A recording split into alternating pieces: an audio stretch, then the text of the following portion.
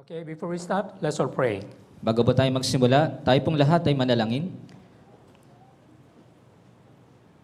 Holy and merciful, our Heavenly Father God, who created the heavens and the earth, thank you so much for your grace and great love. Banal at mahabagin naming Amang Diyos, na lumikha ng langit at ang lupa, maraming salamat po sa iyong dakilang pag-ibig at biyaya. We are born as a sinner and we are supposed to go to the eternal hell. Kami po ay pinanganak ng mga makasalanan at nararapat po kami na mapunta doon sa impyerno. But you had compassion on us and you saved our spirit from the eternal destruction. Ngunit ikaw po ay nahabag sa amin at iniligtas mo po yung aming espiritu mula sa walang hanggang pagkawasa. We believe all of our sins were forgiven through the blood of Jesus. Naniniwala po kami na yung lahat ng aming mga kasalanan ay pinatawad po ng dugo ni Jesus. And we became the children of God to enter the eternal heaven. At kami po ay naging mga anak ng Diyos upang makapasok po dun sa walang hanggang langit. Today, in this Lord's Day, those who are sanctified with the blood of Jesus, in order to praise the Lord and also in order to listen to your word. Ngayon po na araw ng Panginoon, kami po na mga pinabanal ng dugo ng Panginoong Hesus ay nagkatipon ngayon upang purihin po ang pangalan ng Panginoon at upang makapakinig po ng inyong salita. By the grace of God, we were able to finish the 2026 summer retreat, batch 1 and batch 2 successfully. Sa biyaya po ng Diyos, matagumpay po namin na naisagawa yung aming pong batch 1 at batch 2 na summer retreat ngayong taon. We would like to give thanks to the Lord who helped us. Nais po namin pasalamatan ng Panginoon na tumulong po sa amin. We wanted to glorify the name of God through our church. Nais po namin na luwalhatiin yung pangalan ng Diyos sa pamamagitan po ng aming iglesia. We pray the newly born again brothers and sisters to abide in the church and to continue their sincere Christian life until our Lord Jesus Christ second coming. Dalangin po namin na yung mga bagong naligtas po ng mga brothers and sisters na sila po ay magpatuloy sa kanilang buhay Kristiyano hanggang sa kalawang pagdating po ng Panginoong Jesucristo. And also we are praying for incoming the batch 3 summer retreat from May 1 to May 3. At dinadalangin din po namin yung aming pong darating na batch 3 na summer retreat magmula po sa May 1 hanggang 3. Let us have one mind and cooperate to one another in order to accomplish the will of God through our church. Nawa magkaroon po kami ng isang isipan at tulungan po namin yung isa't isa upang matupad po namin yung kalooban ng Diyos sa pamamagitan po ng aming iglesia. Whenever we conduct a summer retreat, we really experience the Holy Spirit works in our church. Sa tuwing kami po ay nagdadao sa summer retreat, talagang nararanasan po namin ang pagkilos po ng Espiritu Santo sa aming pong iglesia. By the help of the Holy Spirit, so many lost souls, they were saved. At sa pamamagitan po ng tulong ng Espiritu Santo, maraming ligaw na kaluluwa po ang naligtas. We would like to give thanks to the Lord. Kaya nais po namin pasalamatan ang Panginoon. Today also there are the brethren who are unable to join this Lord's Day sermon. At ngayong araw din po, mayroon po kami mga brothers and sisters na hindi po nakadala ngayon sa Lord's Day Sermon. Wherever they are staying now, whatever they are doing now, please help them to continue their sincere Christian life. Nasaan man po sila, anuman po yung kanilang ginagawa, pakusap, tulungan niyo po sila na makapagpatuloy po sila sa kanilang buhay Kristiyano. When we observe all the signs what happened in nowadays, it is really sure we are living in the end of aging. Sa tuwing pinagmamasdan po namin yung panahon po namin ngayon, talagang sigurado po kami na kami po ay nabubuhay na sa mga huling panahon. Let us listen this aging and also let us have a more sincere and faithful Christian life. Nawa kilalanin po namin yung aming panahon at nawa kami po ay magkaroon ng masikip na tapat na pamumuhay Kristiyano. From the beginning of this Lord's Day sermon until the end, the Holy Spirit is with us and guide us. Magpasimula po hanggang sa matapos ang aming Lord's Day Sermon, ang banal na Espiritu nawa ang tumulong at gumabay po sa amin. In the name of our Lord Jesus Christ, we pray. Ito po yung aming dinadalangin sa pangalan po ng Panginoong Jesucristo. Amen. Amen. Let's open our Bible, Gospel of John chapter 10. Buksan po natin sa ating mga Biblia sa Ebanghelyo ni Juan sa chapter 10. From verse 27 to 29. Magmula po sa verse 27 hanggang verse 29.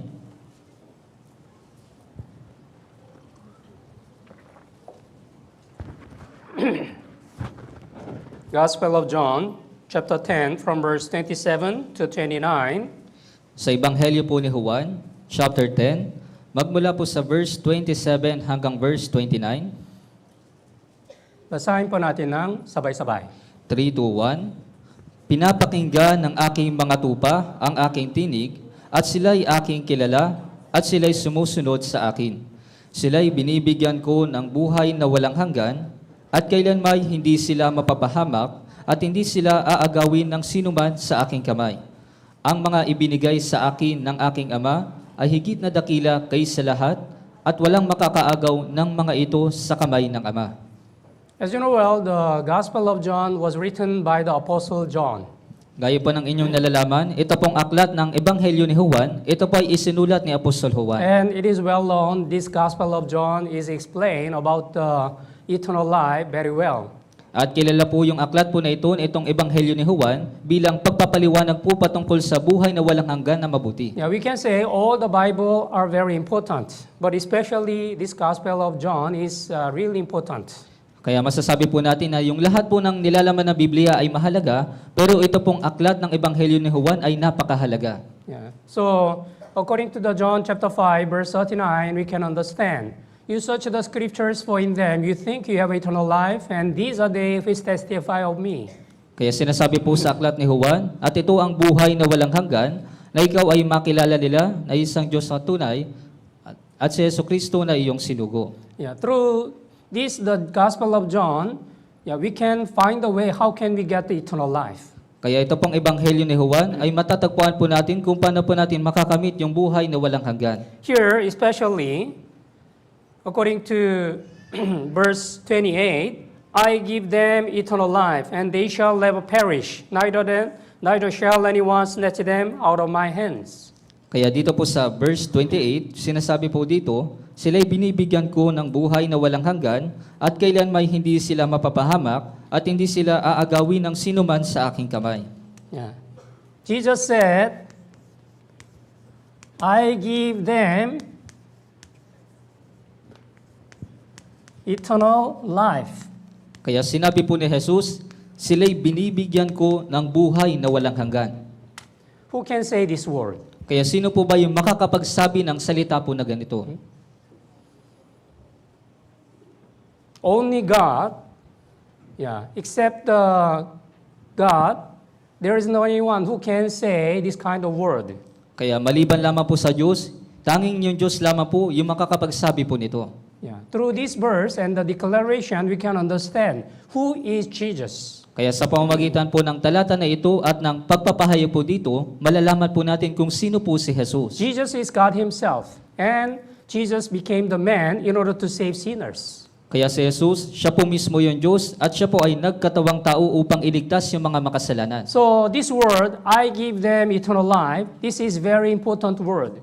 Kaya ito pong mga salita po na ito, sila'y binibigyan ko ng buhay na walang hanggan, ito po ay napakahalagang salita. So the title of the today's sermon, according to this John chapter 10 verse 28, I give them eternal life. Kaya po yung pamagat po natin ng sermon po ngayong araw, ayon po dito sa 1 chapter 10 sa verse 28, sila'y binibigyan ko ng buhay na walang hanggan. First, we need to understand why the Apostle John record this, the Gospel of John.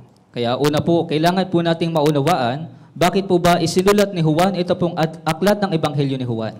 Let's open our Bible, Gospel of John chapter 20 verse 31. Buksan po natin sa Juan chapter 20, dito po sa verse 31.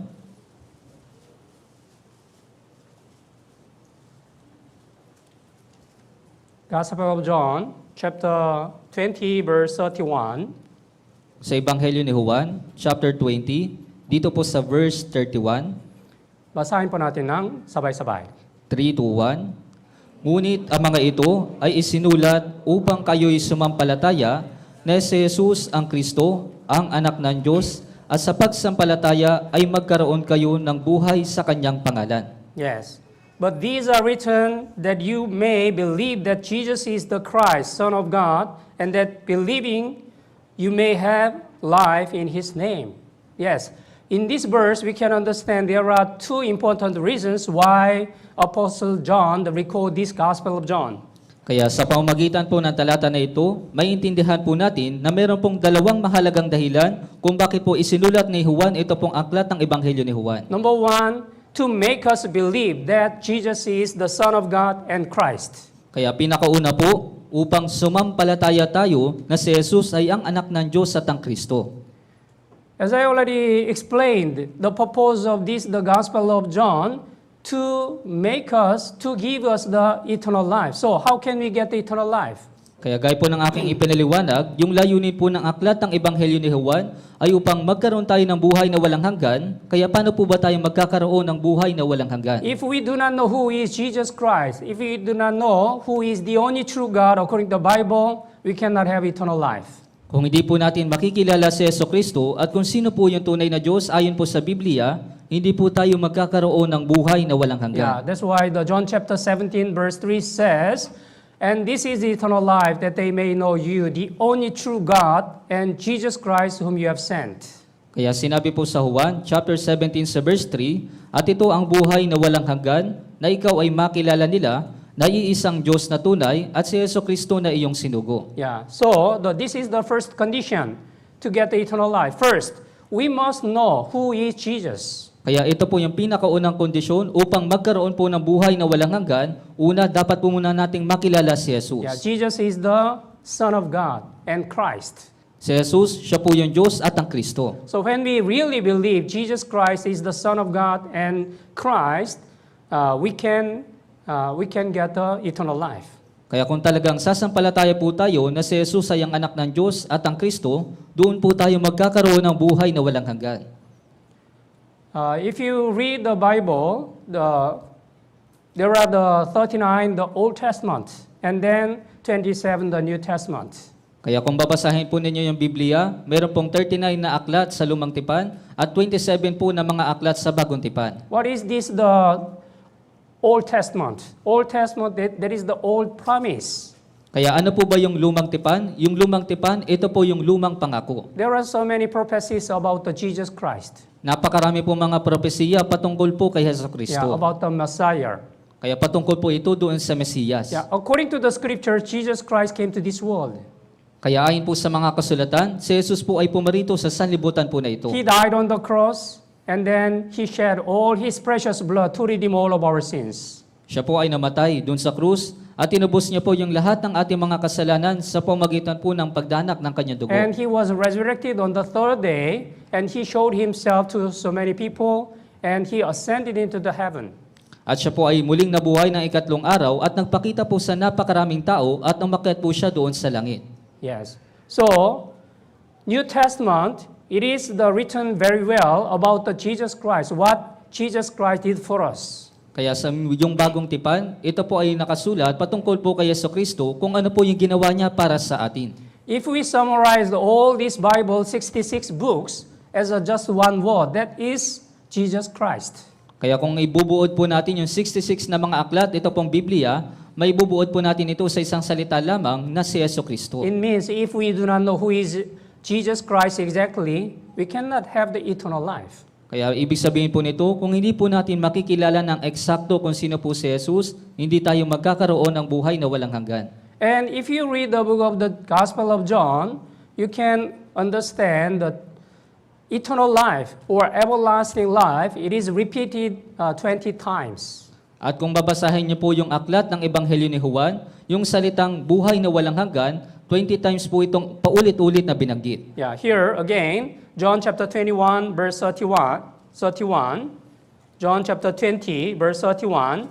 But these are written that you may believe that Jesus is the Christ, the Son of God, and that believing you may have life in His name. Kaya dito po sa verse 31, ngunit ang mga ito ay isinulat upang kayo'y sumampalataya na si Jesus ang Kristo, ang anak ng Diyos, at sa pagsampalataya ay magkaroon kayo ng buhay sa kanyang pangalan. Yes, this verse clearly explain why the Apostle John record the Gospel of John to make us to get the eternal life through believing in Jesus Christ.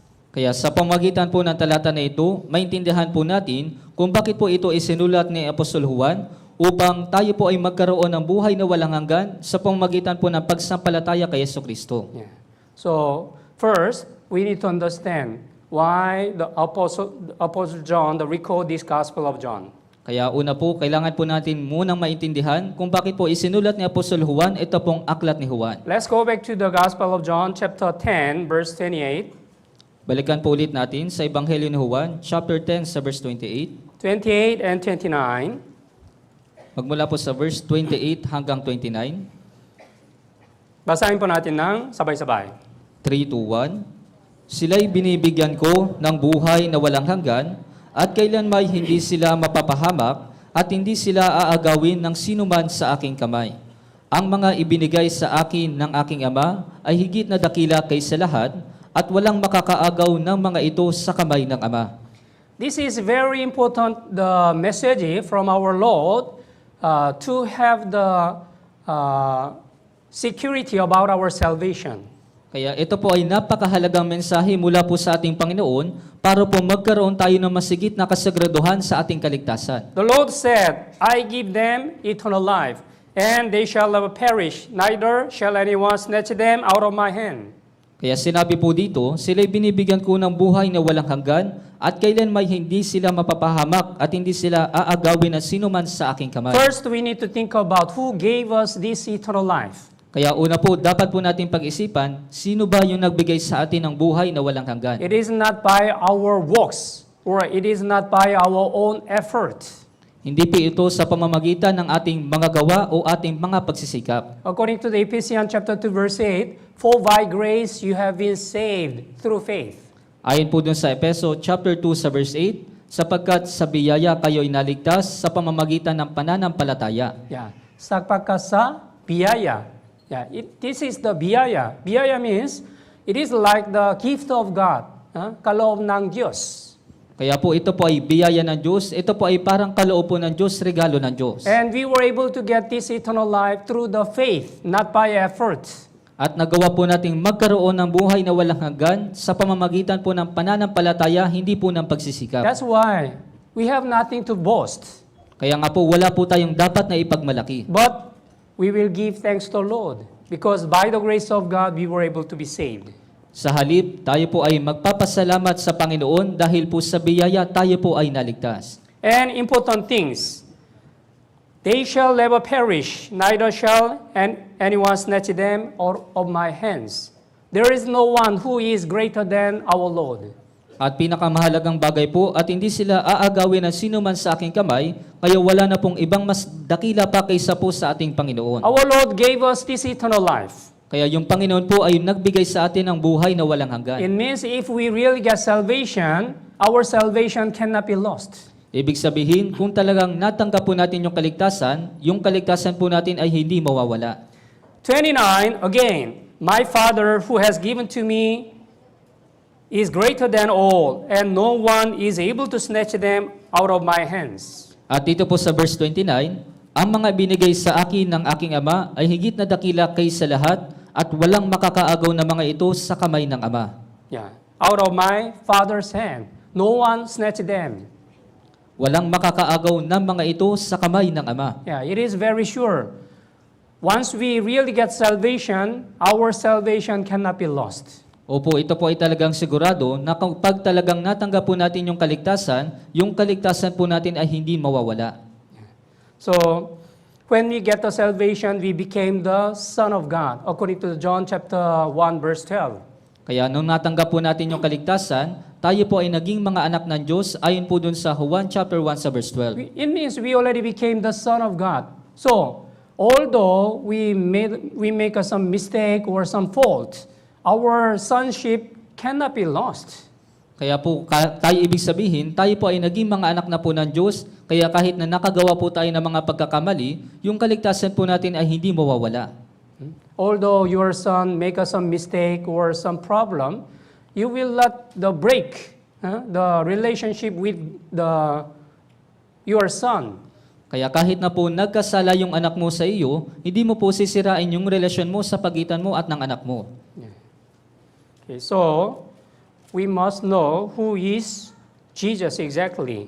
Kaya dapat po nating malaman kung sino po si Jesus ng eksakto. Jesus is the Son of God and Christ. Si Jesus, siya po yung Diyos at ang Kristo. According to the Matthew chapter 16, when Jesus was in the Caesarea Philippi, the disciples, Jesus asked the disciples, Kaya po, doon po sa Mateo chapter 16, nang dumating po si Jesus doon po sa Caesarea Philippos, tinanong niya po yung kanyang mga alagad. who do you say that Son of Man I am. Ano ba ang sinasabi ng mga tao kung sino ang anak ng tao? Yeah, some say John the Baptist, and some other Elijah, and others Jeremiah, or one of the prophets.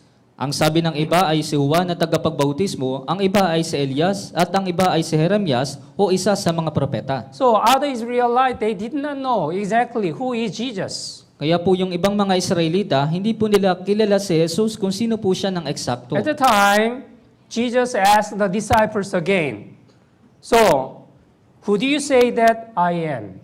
Kaya na mga oras po na yun, muling nagtanong po si Jesus doon po sa kanyang mga alagad, ngunit ano ang sinasabi ninyo kung sino ako? At the time, Simon Peter, he answered, you are the Christ, the Son of the living God. Kaya na mga oras po na yun, sumagot po si Simon Pedro at sinabi po niya, ikaw ang Kristo, ang anak ng Diyos na buhay. Yes. Simon Peter, he answered correctly. Opo, si Simon Pedro, nasagot niya po ito ng eksakto. Matthew chapter 16, verse 17. Sa Mateo po, chapter 16, sa verse 17. Matthew chapter 16, verse 16, 17. Sa Mateo po, chapter 16, sa verse 16 po hanggang 17. Yeah, verse 16, Simon Peter answered and said, you are the Christ, the Son of the living God. Kaya sinabi po sa verse 16, sumagot si Simon Pedro at sinabi, ikaw ang Kristo, ang anak ng Diyos na buhay. And verse 17, okay, basahin po natin ng sabay-sabay. 3, 2, 1. Sumagot si Jesus at sinabi sa kanya, mapalad ka, Simon na anak ni Jonas, sapagkat hindi laman at dugo ang nagpahayag nito sa iyo, kundi ang aking Ama na nasa langit. Yes. This is very important, the first condition to get the eternal life. First, we must know who is Jesus Christ exactly. Opo, una po, ito po ay napakahalagang kondisyon para po magkaroon ng buhay na walang hanggan, dapat po muna nating makilala si Jesus ng eksakto. Many people, they do not know who is Jesus exactly. Marami pong mga tao, hindi po nila kilala si Jesus ng eksakto. To know Jesus is not just it does not mean just he knows the name of the Jesus. Kaya yung makilala po si Jesus, hindi lamang po ito patungkol sa nakilala po nila yung pangalan ni Jesus. It is not also important with only the knowledge. Kaya napakahalaga din po na patungkol na malaman po nila ng mayroong kaalaman. We must experience through our life who is Jesus exactly. Dapat po nating maranasan sa pamamagitan po ng ating buhay kung sino po si Jesus ng eksakto. When we really admit that Jesus is my Lord, my Savior, yeah, we can kneel down ourselves before the Lord. Kaya kung talagang kinikilala po natin si Jesus na ating Panginoon at ng ating tagapagligtas, tayo po ay luluhod doon sa kanyang harapan. Yeah, from that point, their life will be changed.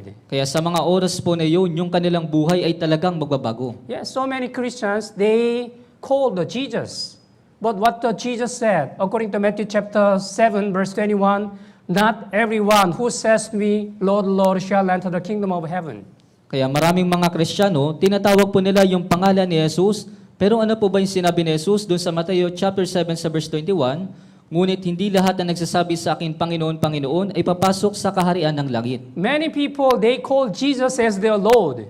Maraming tao, tinatawag po nila si Jesus bilang kanilang Panginoon. It is very easy to call Jesus as His Lord. Kaya napakadali lamang po na tawagin si Jesus bilang ating Panginoon. But what about His true life? He really admit that Jesus as the Lord in His life? Kaya paano naman po yung kanyang tunay na buhay? Talaga bang kinikilala niya si Jesus sa kanyang buhay? He really kneel down before the Jesus? Talaga bang lumuhod na siya sa harapan ni Jesus? After he gets salvation, if there is no any changes, that is not the true salvation.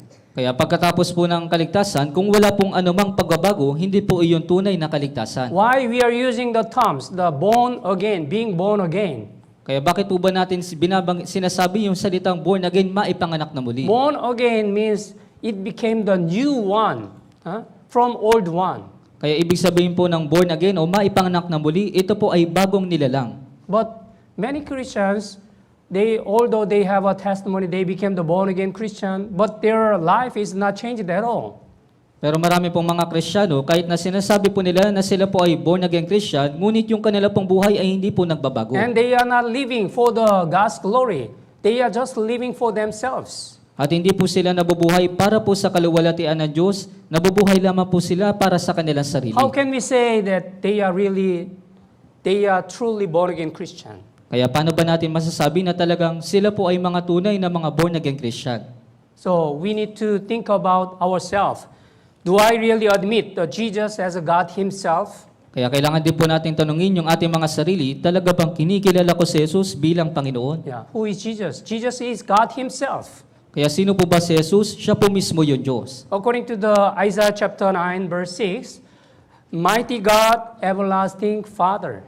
Kaya sinasabi po dun sa Isaías chapter 9 sa verse 6, walang hanggang Ama.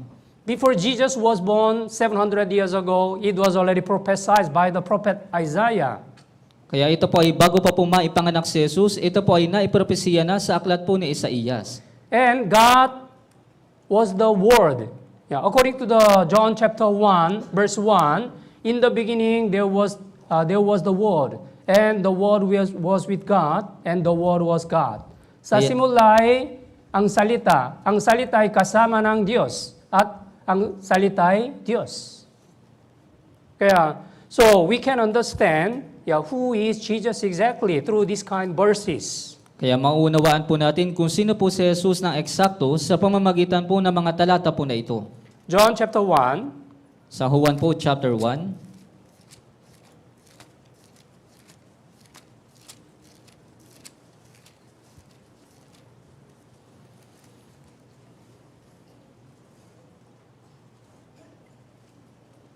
from verse 1 to 3, magmula po sa verse 1 hanggang 3,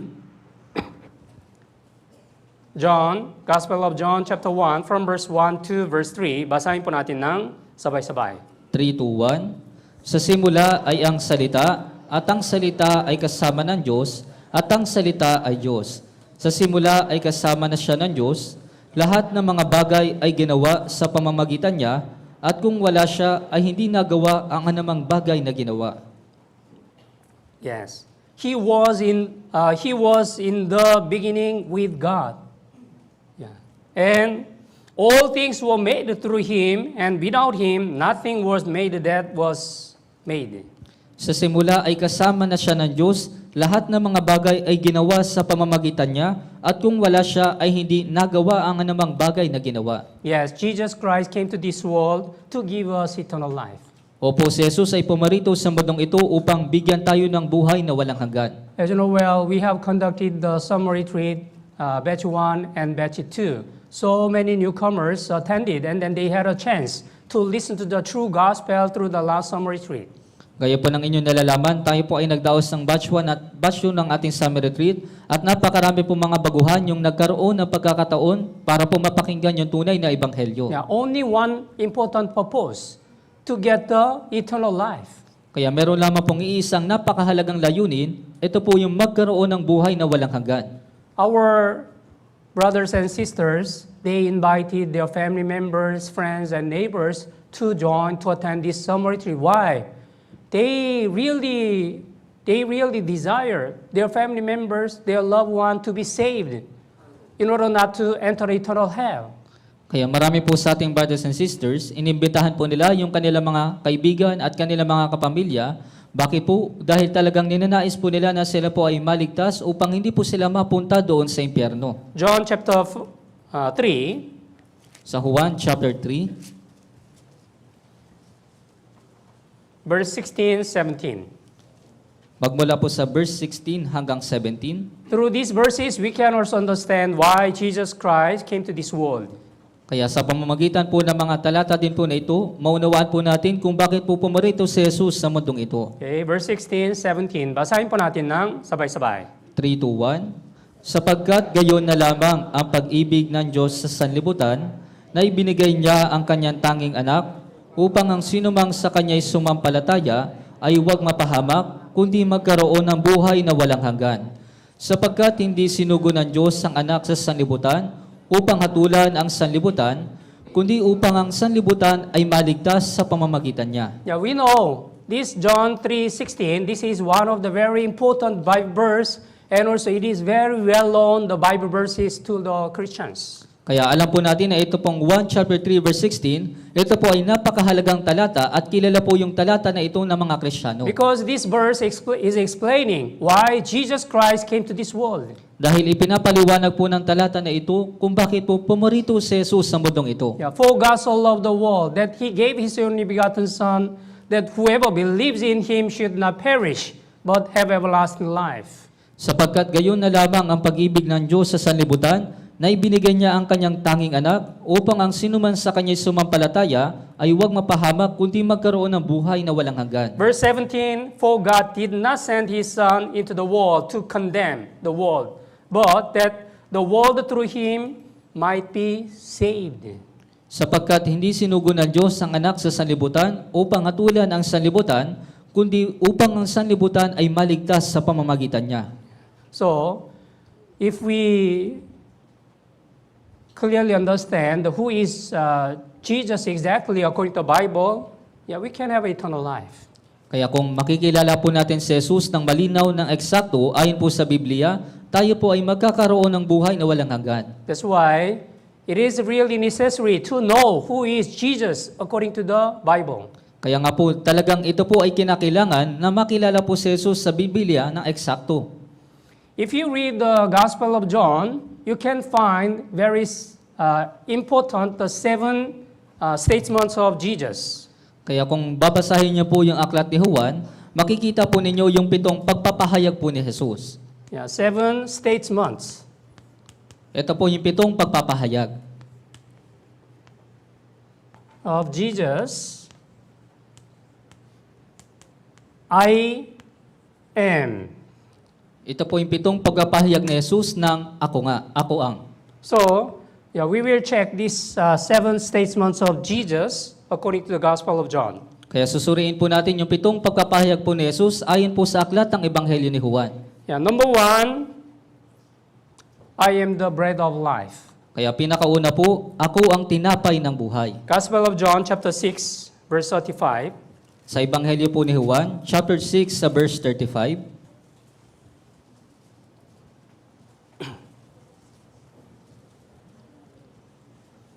Gospel of John chapter 6, verse 35.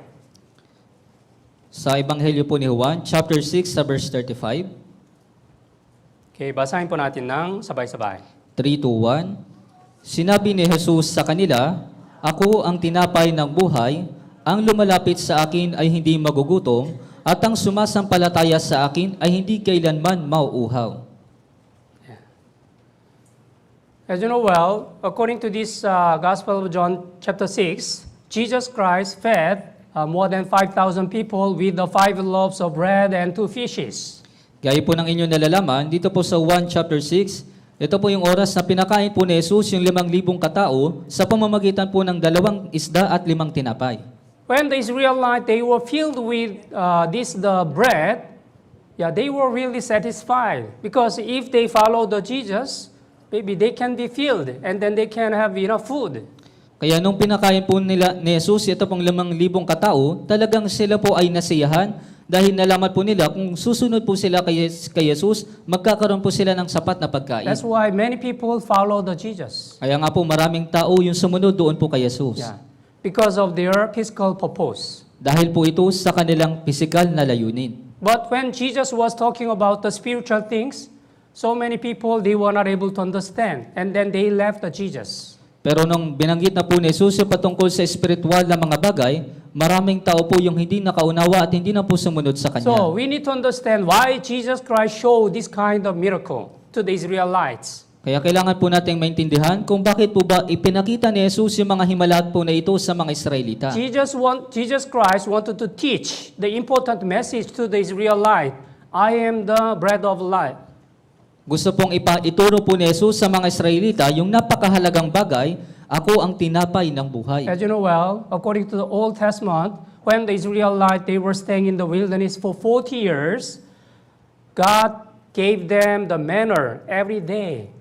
Gaya po ng inyong nalalaman, sa Lumang Tipan, Nung nanatili po yung mga Israelita doon sa loob po ng 40 taon, araw-araw po silang binibigyan ng Diyos ng mana. Although Israelites, they ate this manna every day, but they died in the wilderness. Kahit na araw-araw po silang binibigyan ng Diyos ng mana doon po sa ilang, ngunit sila po ay namamatay. So we need to understand this physical food, this is just temporary. It cannot give us the eternal life. Kaya maunawaan po natin na yung physical po na pagkain, ito po ay panandalian lamang at hindi po ito wala po itong buhay na walang hanggan. But Jesus said, verse 35, and Jesus said to them, I am the bread of life. He who comes to me shall never hunger, and he who believes in me shall never thirst.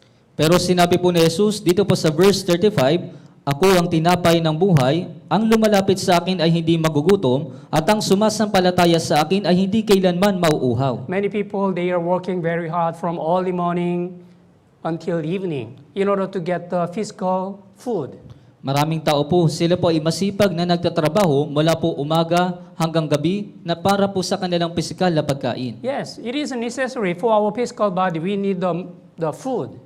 Opo, ito po ay kinakailangan para po sa ating pisikal na katawan, kailangan din po natin ng But we pagkain. should know that is not our real purpose of our life. Pero dapat po nating malaman, hindi po ito yung pinakatunay na layunin ng ating buhay. As the Israelites, they ate the manna in every day for 40 years, but Israelites all died in the wilderness. Gaya po ng sinabi ko, yung mga Israelita, sila po ay kumain ng mana sa loob po ng 40 taon doon po sa ilang, ngunit sila rin po ay namamatay. What is necessary for us? We need the spiritual, the food. Ano po ba yung pinakakinakailangan? Kailangan po natin ng espiritual na pagkain. So we must get the eternal life through the Jesus Christ. Dapat kang magkaroon ng buhay na walang hanggan sa pamamagitan po ni Jesucristo. If you look at John chapter 4 also, when Jesus met the Samaritan woman, Jesus also said, whoever drinks this water, he will thirst again.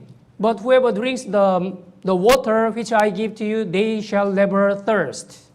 Kaya po, doon din po sa 1 chapter 4, natagpuan po ni Jesus yung babaeng Samaritana, kaya sinabi po niya sa kanya, ang bawat uminom ng tubig na ito ay muling mauuhaw, subalit ang sino mang umiinom ng tubig na aking bibigay ay hindi mauuhaw magpakailanman. Although we are trying to get the satisfaction through the material things and the physical things in this world, we cannot get real satisfaction. Kaya kahit nasubukan po nating hanapin yung kasiyahan sa material na mga bagay, physical na mga bagay, hindi po tayo magkakaroon ng kasiyahan. But Jesus said, whoever believes in Jesus, they shall never hunger, and they shall never thirst again. Pero sinasabi po ni Jesus, sino mang sumasampalataya doon po kay Jesus, ay hindi na po muling magugutom pa o mauuhaw kailanman. Yeah, it is about the spiritual things. Kaya ito po ay patungkol sa ating espiritual na mga bagay. Yeah. And number two, the important statements of Jesus, I am the light of the world. At yung pangalawang bagay po, dun sa 7 pagpapahayag po ni Jesus, ako ang ilaw ng sanlibutan. If you read the Gospel of John chapter 8, there is also one important story. The one woman, she was caught in the middle of the adultery. Kaya doon po sa 1 chapter 8, meron pong napakahalagang kwento doon, yung isang babae po ay nahuli sa pangangalo niya. Pharisees and scribes, they brought the Jesus in front of Jesus, and then asked the Jesus, Teacher, what do you say to this woman? Kaya dinala po ng mga Pariseo at ng mga eskriba yung babae pong nahuli sa pangangalo niya, at sinabi po nila kay Jesus, Guro, ano ang nahuli ang babaeng ito sa pangangalo niya? According to the Moses law, such a woman should be stoned. Ayon sa kautusan ni Moises, ipinag-uutos sa amin na butuhin ang mga ganyan. So what do you say? Ngunit ano ang iyong masasabi tungkol sa kanya? At the time, Jesus said to the Israelite, among you, who has no sin, stone her first. Kaya na mga oras po na yun, sinabi po ni Jesus doon po sa mga Israelita, ang walang kasalanan sa inyo, ang siyang unang bumato sa kanya. Who can throw the stone to her? Kaya sino po ba yung kayang bumato doon po sa babae? Is there anyone who does not have any sin? Kaya meron po bang sino man yung walang kasalanan? No one can throw the stone to the adultery woman. Kaya wala pong sino man yung kayang bumato doon po sa babaeng nangalo niya. Let's open the Bible, John chapter 8. Buksan po natin sa Juan sa chapter 8.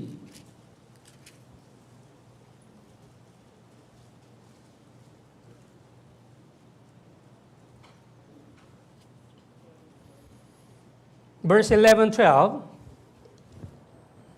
Magmula po sa verse 11 hanggang 12. Verse 11, verse 12. Basahin po natin ng sabay-sabay. 3, 2, 1. At sinabi niya, walang sino man, Panginoon, sinabi ni Jesus, hindi rin kita hinahatulan, humayo ka na, at mula ngayon huwag ka nang magkasala. Muling nagsalita sa kanila si Jesus, ako ang ilaw ng sanlibutan, ang sumusunod sa akin ay hindi kailanman lalakad sa kadiliman, kundi magkakaroon ng ilaw ng buhay. Yeah. This is very important word. And Jesus said to her, neither do I condemn you. Go and sin no more. Kaya ito po ay napakahalagang salita. Sinabi po ni Jesus, hindi rin kita hinahatulan, humayo ka na, at mula ngayon huwag ka nang magkasala. And verse 12, then Jesus spoke to them again, saying, I am the light of the world. He who follows me shall not walk in the darkness, but have a light of life, the life of life. At dito po sa verse 12, muling nagsalita sa kanila si Jesus, ako ang ilaw ng sanlibutan, ang sumusunod sa akin ay hindi kailanman lalakad sa kadiliman, kundi magkakaroon ng ilaw ng buhay. This is the second important statement of Jesus. I am the light of the world. Kaya ito po yung ikalawang mahalagang pagpapahayag po ni Jesus, ako ang ilaw ng sanlibutan. Yes, according to the John chapter 1 also, there was the light in the beginning, and the light came to this world. Who is the true light? Who is Jesus? Kaya ayon din po doon sa 1 chapter 1, pinaliwanag din po doon na dumating yung ilaw sa sanlibutan, yung tunay na ilaw po nito ay si Yesu Kristo. When we consider life of this adultery woman, before she received the forgiveness of her sin, her life was full of the sin. Kaya bago po matanggap ng babaeng nangulan niya po na ito yung kapatawaran sa kanyang mga kasalanan, nakilala niya po yung kanyang mga kasalanan. She walked in the darkness. Siya po ay lumalakad sa kadiliman. Yeah, most of the people in this world, they were walking in the middle of the darkness, but they do not know what is the true light. Kaya marami po sa mga tao sa mundong ito, sila po ay lumalakad sa kadiliman at hindi po nila alam kung ano po yung tunay na ilaw. But those who really get the salvation, their life was changed from the darkness to the light. Pero nung doon po sa mga nakatanggap ng kaligtasan, yung kanila pong buhay ay nabago mula po sa kadiliman patungo sa liwanag. Yes, that's why. So, we must know who is Jesus. Jesus is the light of the world. Kaya nga po, dapat po nating makilala si Jesus. Si Jesus, siya po ang ilaw ng sanlibutan. We should remember why Jesus says to her, he forgave her sin, and also she asked the important things. Go and sin no more. Kaya dapat po natin tandaan kung paano po pinatawad yung kanyang mga kasalanan at kung paano po sinabi sa kanya na humayo ka na at mula ngayon huwag ka nang magkasala. What was her condition? Before, she was supposed to be stoned. She was supposed to be killed because of her sin. Kaya noon po, ano po yung kanyang kondisyon? Siya po ay nararapat na batuhin, siya po ay dapat na mamatay. But Jesus forgave her sin. Pero pinatawad po ni Jesus yung kanyang kasalanan. It means she was able to get a new life because of the Jesus Christ. Ibig sabihin, nagawa niya pong magkaroon ng panibagong buhay dahil po kay Yesu Kristo. And now, Jesus asked her, go and sin no more. Kaya magmula po noon, hiniling po sa kanya ni Jesus, humayo ka na at mula ngayon huwag ka nang magkasala. If she really understood the love of Jesus Christ and grace of Jesus Christ, she will never commit sin again. Kung talagang naintindihan po niya yung pag-ibig at biyaya ni Yesu Kristo, hindi niya na po magagawang magkasala pa. This is also testify what is the life of the truly born-again Christian. Ito rin po yung mga patotoo na mga buhay ng mga tunay na born-again Christian. After you get salvation, if you still are committing sins continuously, that is not right. Kaya pagkatapos ng inyong kaligtasan, kung patuloy pa rin kayong nagkakasala, hindi po ito tama. Yeah, Jesus asked the adulterous woman, go and sin no more. Kaya sinabi po ni Jesus dun po sa babaeng nangalun niya, humayo ka na at mula ngayon huwag ka nang magkasala. Yeah. Truly born-again Christian, they will do their best to avoid committing sins. Kaya po ang mga tunay na born-again Christian, gagawin nila yung kanilang makakaya na umiwas sa kasalanan. Let's open our Bible, Romans chapter 6, verse 1 2. Buksan po natin sa mga taga-Roma chapter 6, magmula po verse 1 hanggang 2. Romans chapter 6, verse 1 2. Sa Roma chapter 6, magmula po sa verse 1 hanggang 2. Basahin po natin ng sabay-sabay. 3, 2, 1. Ano nga ang ating sasabihin? Magpapatuloy ba tayo sa pagkakasala upang ang biyaya ay sumagana? Huwag nawang mangyari. Tayong mga namatay na sa pagkakasala, paano nga tayong mabubuhay pa roon? What shall we say then? Shall we continue in sin that grace may abound? Certainly not. Yes, we cannot continue committing sins. Opo, hindi po natin magagawang magpatuloy sa paggawa ng kasalanan. Of course, even the born-again Christian can make a mistake by the temptation. Siyempre po, maging yung mga born-again Christian, maaari din po sila magkamali dahil po sa tukso. But because of the sin, you will not go to the hell if you are really saved. Pero dahil po sa kasalanan, hindi ka po pupunta sa impyerno kung talagang ikaw po ay naligtas. Because all of our sins, 100% were forgiven through the blood of Jesus. Dahil 100% po, lahat po ng ating mga kasalanan ay pinatawad na po ni Jesus. But if you commit sin as a truly born-again Christian, there will be the discipline from the Lord. Pero kung ikaw po ay gumawa ng kasalanan bilang isang born-again Christian, mayroon pong disiplina sa iyong mula sa Panginoon. Hebrews chapter 12, Sa Hebreo po sa chapter 12,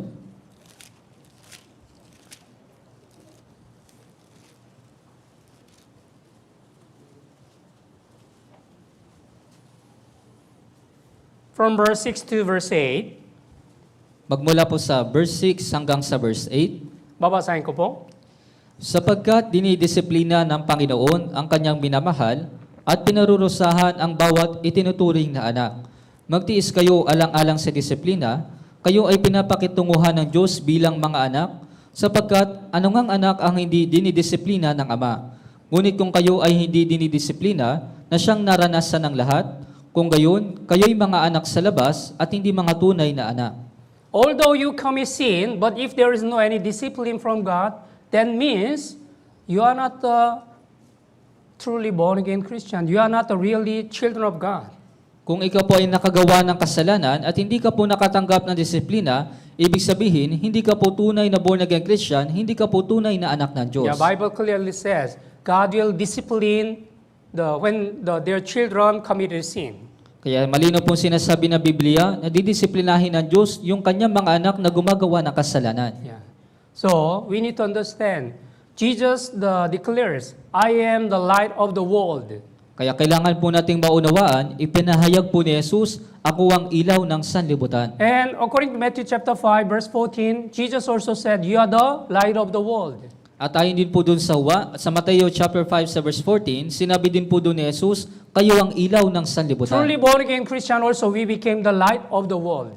Tayo rin po mga tunay na born-again Christian, tayo rin po ay naging ilaw ng sanlibutan. And Jesus asked, "Let your light so shine before men, and that you shall glorify the name of the Father through your life." At sinabi din po ni Jesus, paliwanagin ninyo ng gayon ang inyong ilaw sa sanlibutan upang maluwalhatin ninyo ang inyong Ama sa pamamagitan ng inyong buhay. That's why truly born-again Christian, we should remember we are the also light of the world. We should be separated from any kind of sin. We should walk in the light, not the darkness. Kaya tayo po mga born-again Christian, dapat po tayong maihiwalay mula po sa kahit na anumang kasalanan at dapat po tayong lumakad sa liwanag, hindi po sa kadiliman. And number 3, Jesus also said, "I am the door of the sheep." At pangatlo po, sinabi rin po ni Jesus, ako ang pintuan ng mga tupa. Let's open the Bible, John chapter 10. Buksan po natin sa Juan sa chapter 10.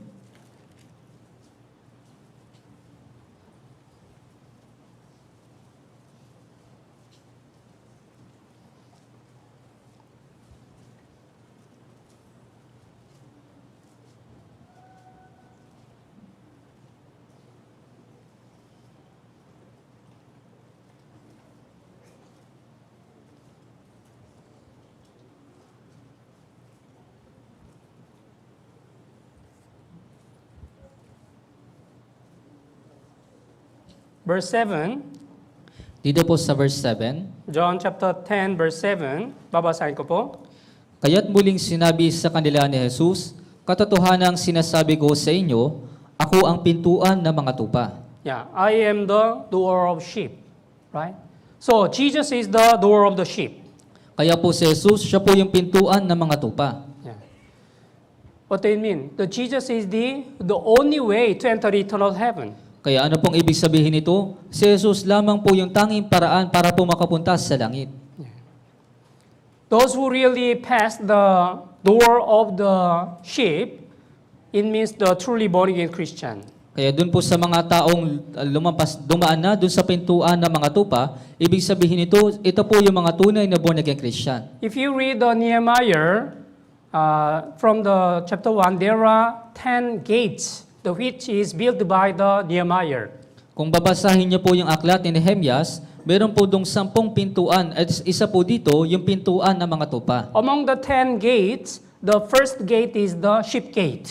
Doon po sa 10 pintuan, yung pinakaunang pintuan po ay yung pintuan ng tupa. Each gate has a meaning, important meaning. The sheep gate meaning, Jesus is the door of the sheep. It means, through the Jesus, when we get the salvation, we can start our Christian life. Kaya bawat pintuan po, mayroon po itong kahulugan at yung pintuan po ng tupa, ibig sabihin po nito, ito po yung pintuan ng mga tupa, si Jesus, at sa pamagitan po ng kaligtasan, ibig sabihin tayo po ay makakapasok doon po sa pintuan ng mga tupa. Yeah, salvation is the beginning of our life. Kaya yung kaligtasan, ito po yung pasimula po ng panibago nating buhay. Yeah. So, according to John chapter 1, verse 21, 29, John the Baptist said, "Behold, the Lamb of God who takes away sin of the world." Kaya doon po sa Juan chapter 1 sa verse 29, na sinabi po doon ni Juan na tagapagbautismo, narito ang kordero ng Diyos na nag-aalis ng kasalanan ng Yeah, salibutan. Jesus came to this world as a Lamb of God. Si Jesus po ay pumarito sa mundong ito bilang kordero po ng Diyos. Israelite, they clearly understand what is the meaning of the Lamb of God. Yung mga Israelita, nagawa po nilang maintindihan kung ano po yung ibig sabihin ng kordero ng Diyos. Yeah, according to the Exodus chapter 12, when the Israelites get out of the land of Egypt, the last plague to kill the firstborn son. Kaya ayon po dun sa Exodus sa chapter 12, yung pinakahuling salot po dun po sa Ehipto, ito po yung patayin yung mga panganay. God commanded the Israelites how they can avoid this commandment, this plague. Kaya inutusan po ng Diyos yung mga Israelita kung paano po sila makakaiwas dun po sa salot. They had to kill the firstborn lamb, and with the blood, they put the blood on the doorpost and the lintel of the house. At kaya kailangan po nilang pumatay ng kordero, ng panganay na kordero, at pagkatapos ipapahid po nila yung dugo dun po sa haligi ng pintuan. Yeah, Exodus chapter 12, verse 13. Sa Exodo po, chapter 12, sa verse 13.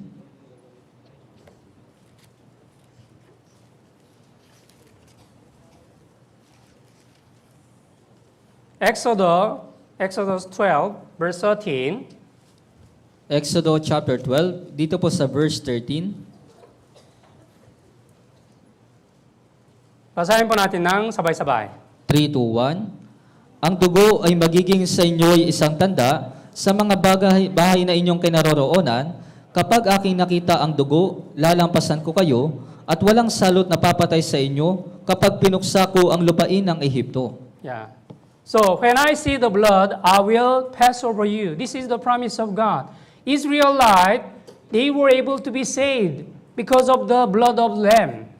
Kaya ito po yung pangako ng Diyos, kapag aking nakita ang dugo, lalampasan ko kayo. Kaya po yung mga Israelita, sila po ay naligtas dahil po dun sa dugo ng kordero. That was the shadow of Jesus Christ. Ito po yung anino ni Hesukristo. Yeah. Nowadays, how can we be saved?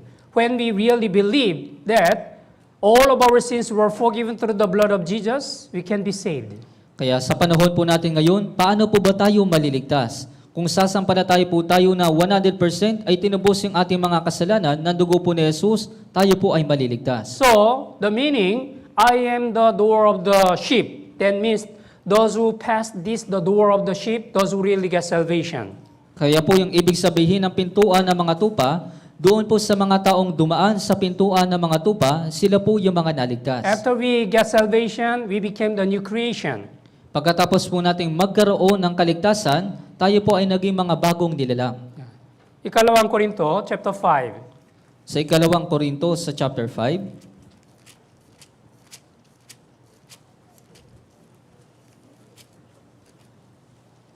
Ikalawang Korinto, chapter 5, verse 17. sa ikalawang Korinto, chapter 5, dito po sa verse 17, Okay, basahin po natin ng sabay-sabay.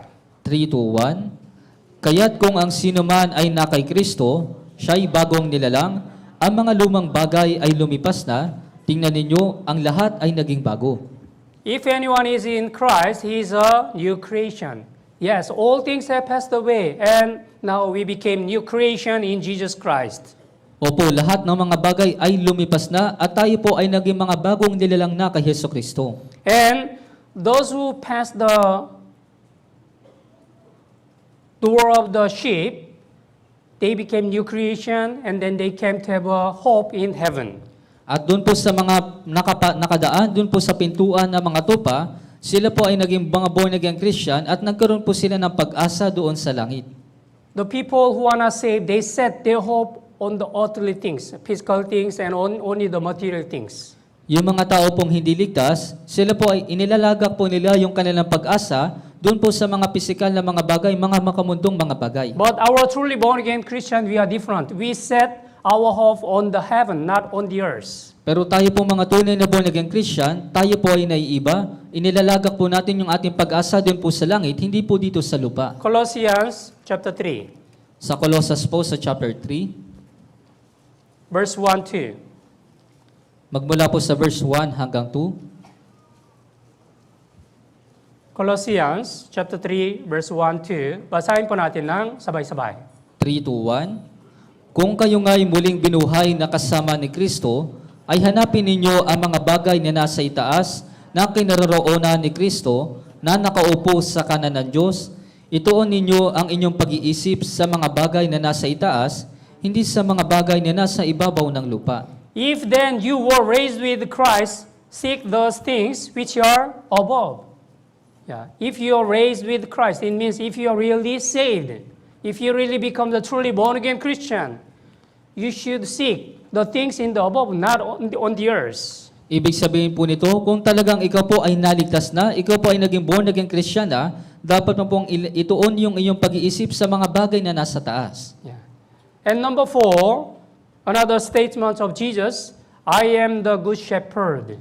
At pangapat po, yung ikaapat na pagpapahayag po ni Jesus, ako ang mabuting pastol. Gospel of John, again, John chapter 10, verse 11. Muli po sa Ebanghelyo ni Juan sa chapter 10, dito po sa verse 11.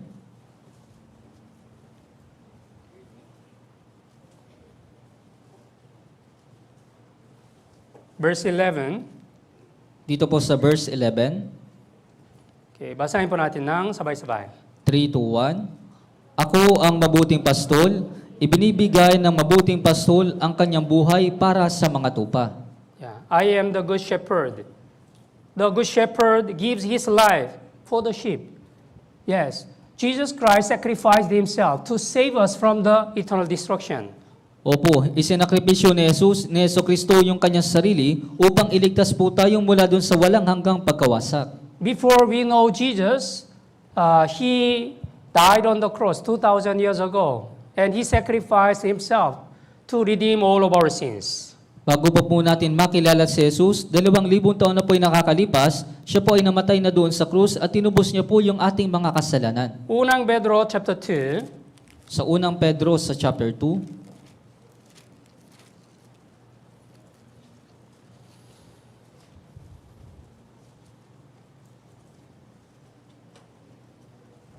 verse 24-25. dito po sa verse 24 hanggang 25, Unang Pedro chapter 2, verse 24-25. Basahin po natin ng sabay-sabay. 3-1, Siya mismo ang nagdala ng ating mga kasalanan sa kanyang katawan sa punong kahoy upang tayo'y mamatay sa mga kasalanan at mabuhay sa katwiran dahil sa kanyang mga sugat ay gumaling kayo. Sapagkat kayo'y tulad sa mga tupang naliligaw, Ngunit ngayon ay bumalik na kayo sa pastol at tagapag-alaga ng inyong mga kaluluwa. Yeah, verse 25, for you were like sheep going astray, but have now returned to the shepherd and overseer of your souls. Yeah, before we are like sheep have gone astray, Kaya noon po, tayo po ay gaya ng mga tupang naliligaw. but we have returned to the Lord. Pero nagawa po nating makabalik doon sa Panginoon. Isaiah 44 verse 22 also says, return to me, I have redeemed you. Kaya sinasabi rin po sa Isaías 44, manumbalik ka sa akin sapagkat ikaw ay tinubos ko. Those who really receive the forgiveness of his sins, it means those who really get the salvation, they should abide in the church of God and then continue their sincere Christian life. Ibig sabihin, doon po sa mga nakatanggap ng kapatawaran ng mga kasalanan, sa mga naligtas, dapat po silang manatili doon po sa iglesia po na Diyos. Jesus is my shepherd. Si Jesus, siya yung aking pastol. Yeah, when you look at the field, there are so many sheep. So, when the sheep abide in the group, these sheep can be protected by the shepherd. Kaya kung pagmamasdan po ninyo yung bukid na puno po ng mga tupa, kung mananatili po yung tupa doon po sa grupo, siya po ay mapoprotektahan ng pastol. What will happen if the one sheep is separated from the group? That will be the target by the wolf. At ano po mangyayari kapag nahiwalay po yung isang tupa doon mula po doon sa grupo, siya po yung magiging target ng lobo. It is very dangerous. Kaya ito po ay napakadelikado. That's why truly born again Christian, we should abide in the church. Kaya nga po, ang mga tunay na born again Christian, dapat po tayong manatili sa church. Yeah. Awit 23, Sa awit po, 23.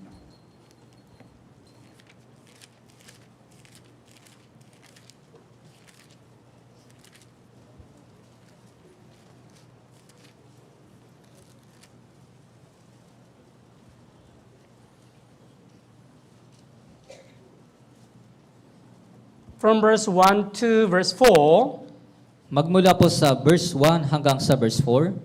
Okay, basahin po natin ng sabay-sabay. 3, 2, 1. Ang Panginoon ay aking pastol, hindi ako magkukulang. Pinahihiga niya ako sa luntiang pastulan, inaakay niya ako sa tabi ng mga tubig na pahingahan, pinanunumbalik niya ang aking kaluluwa, inaakay niya ako sa mga landas ng katwiran, alang-alang sa kanyang pangalan, bagaman ako'y lumakad sa libis ng lilim ng kamatayan, wala akong katatakutang kasamaan, sapagkat ikaw ay kasama ko, ang iyong pamalo at ang iyong tungkod, inaaliw ako na mga ito.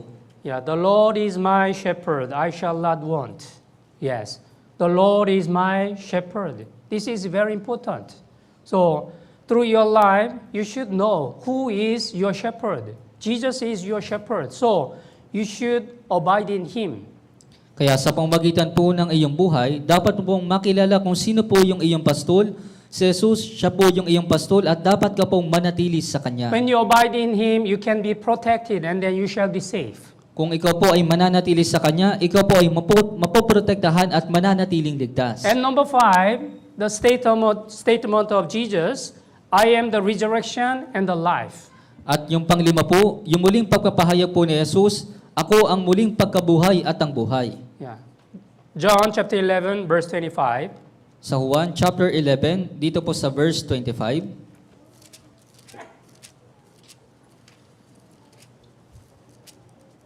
John chapter 11, verse 25. Sa Juan chapter 11, dito po sa verse 25. 25, 26. Basahin po natin ng sabay-sabay. 3, 2, 1. Sinabi sa kanya ni Jesus, ako ang muling pagkabuhay at ang buhay, ang sumasampalataya sa akin, bagamat siya'y mamatay, ay mabubuhay. At ang bawat nabubuhay at sumasampalataya sa akin, ay hindi mamamatay magpakailanman. Pinaniniwalaan mo ba ito? Yes. So Jesus said, I am the resurrection and the life. As you know well, Lazarus, he died 4 days ago. And he already decayed and the smells. But Jesus commanded, move the stone. And then he called the Jesus, Lazarus. He called the Lazarus, Lazarus come out. Kayo po ng inyong nalalaman, si Lazaro po ay 4 na araw na pong patay at siya po ay naaagnas na at nangangamoy na, Ngunit inutos po ni Jesus na alisin po yung bato at tinawag niya po si Lazaro, Lazaro, lumabas ka. If you read the Bible, you will come to know Jesus Christ raised the three dead person. Kaya kung babasahin po ninyo yung Biblia, binuhay po ni Jesus, muli pong binuhay ni Jesus yung tatlong patay po na tao. Who can make dead people live again? Sino po ba yung kayang gumawa nito na kaya niya pong buhayin yung patay na tao? Only God can do this. Tanging yung Diyos lamang po yung makakagawa nito. Yeah, it means Jesus is God himself. That's why he has the power to give the life to the dead people. Ibig sabihin, si Jesus po ay mayroong kapangyarihan, kaya niya pong buhayin yung patay na tao. Yeah, I am the resurrection and the life. Yes, it is really true. Jesus died on the cross, but on the third day, he was resurrected. Opo, ito po ay totoo. Ako ang muling pagkabuhay at ang buhay. Si Jesus po ay namatay doon sa krus at muli po siyang nabuhay ng ikatlong araw. And number 6, John chapter 16, verse 6, we know, I am the way, the truth, and the life. No one comes to the Father except through me. At yung pang-ani po, alam po natin ito, doon sa 1 chapter 14 sa verse 6, ako ang daan at ang katotohanan at ang buhay, sino man ay hindi makakarating sa Ama, kundi sa pamamagitan ko. This is also important, the declaration. There is no any other to get the salvation except the name of Jesus. Kaya ito rin po ay napakahalagang pagpapahayag, wala pong ibang paraan na upang maligtas sa pamamagitan lamang po ng kanyang pangalan. Gawa chapter 4, verse 12. Sa Gawa chapter 4, dito po sa verse 12,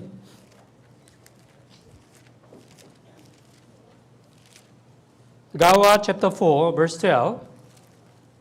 sa Gawa chapter 4, dito po sa verse 12,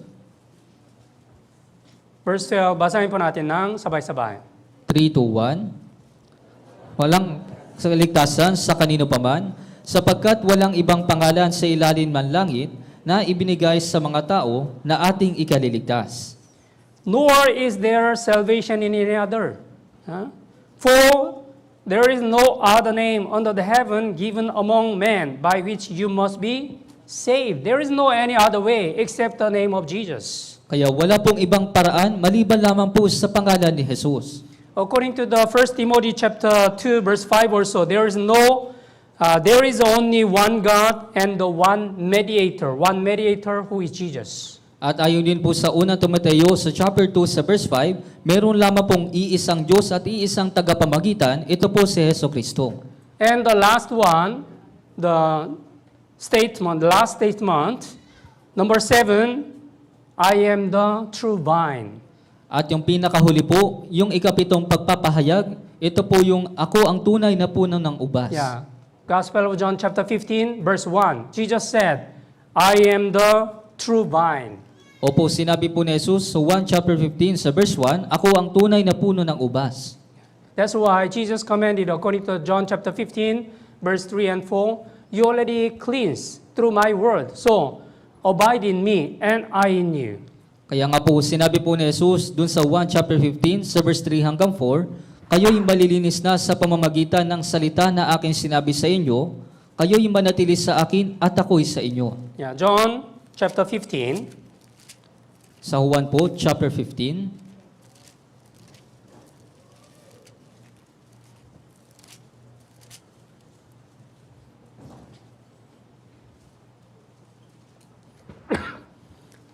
Yeah, verse 1, I am the true vine, and my Father is the vine dresser. ako ang tunay na puno ng ubas at ang aking ama ang tagapag-alaga. And verse 4, basahin po natin ng sabay-sabay.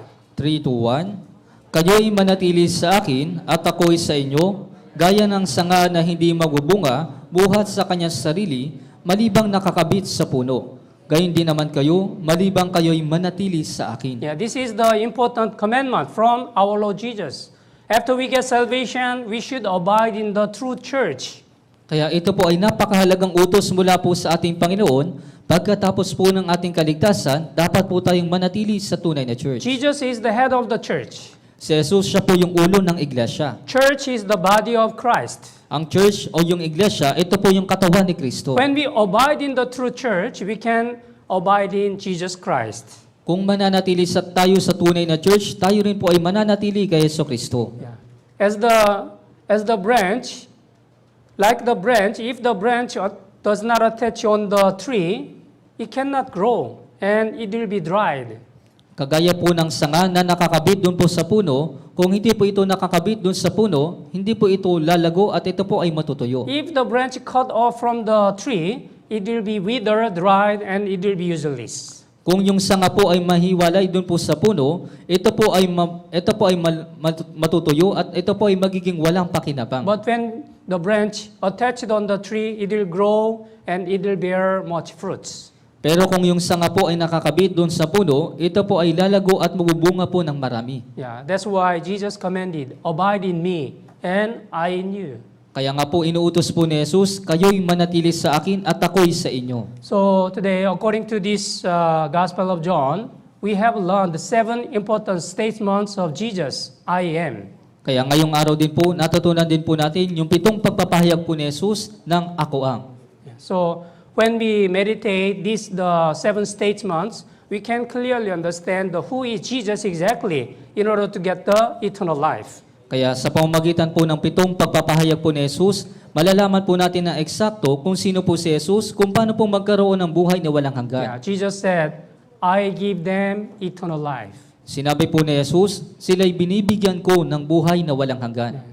Through the last summer retreat, I believe the many newcomers, they were saved. So if they really get the eternal life, they should abide in the church and continue their sincere Christian life. Kaya doon po sa nakaraang summer retreat, ako po ay naniniwala na marami po mga bagong naligtas na mga baguhan. Kaya kung talagang sila po ay naligtas, nagkaroon ng buhay na walang hanggan, dapat po silang manatili sa iglesia. Okay, let's all pray. Tayo pong lahat ay manalangin. Holy and gracious our Heavenly Father God, thank you so much for the grace of your salvation. Banal at mahabagin naming Amang Diyos, maraming salamat po sa biyaya ng kaligtasan. We are the miserable sinner who was supposed to be lost, but you had compassion on us and you saved our spirit from the eternal destruction. Kami po ay miserable mga makasalanan na nararapat po na mapahamak, ngunit ikaw po ay nahabag sa amin at iniligtas mo po kami mula sa walang hanggang pagkawasak. We were able to be saved through the sacrifice of our Lord Jesus. Nagawa po namin na maligtas dahil po sa pamamagitan po ng sakripisyo ni Hesukristo. Let us remember how the eternal life, our salvation is important. Nawa, alalahanin po namin, tandaan po namin yung buhay na walang hanggan kung gaano po kahalaga yung aming kaligtasan. Let us do our best to give glory to the Lord through our Christian life. Gawin nawa po namin yung aming makakaya na maluwalhati po yung Diyos sa pamamagitan po ng aming buhay Kristiyano. Through our life, we would like to render this grace to the Lord. Sa pamamagitan po ng aming buhay, nais po namin suklian yung biyaya po ng Panginoon. We pray the newly born again brothers and sisters to abide in the church and to continue their sincere Christian life. Dalangin po namin na yung mga bagong naligtas sa mga brothers and sisters na sila po ay manatili sa church at magpatuloy po sila sa kanilang buhay Kristiyano. We are also praying for the Batch 3 summer retreat. Many souls also will be saved through the summer retreat. Dinadalangin din po namin ang darating po na batch 3 na summer retreat. Dalangin po namin na marami din pong ligaw na kaluluwa ang maligtas sa huling batch po ng summer retreat. In the name of our Lord Jesus Christ, we pray. Ito po yung aming dinadalangin sa pangalan po ng Panginoong Hesukristo. Amen. Amen.